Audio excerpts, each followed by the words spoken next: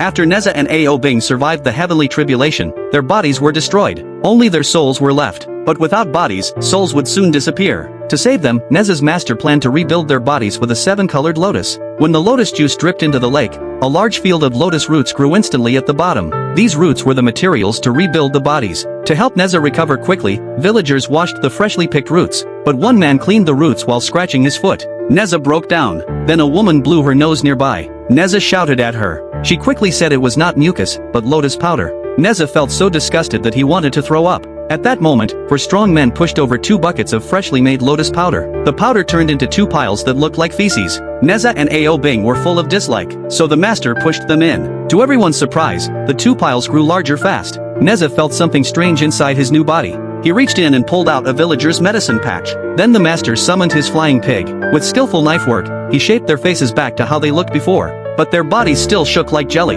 The master explained they needed one last step to make them stable. At that time, Neza's parents arrived. Seeing their son's face restored, they cried with joy. Neza then excitedly asked if the flying pig could make him more handsome. His parents agreed. So the flying pig carved again and again. But Neza was never satisfied.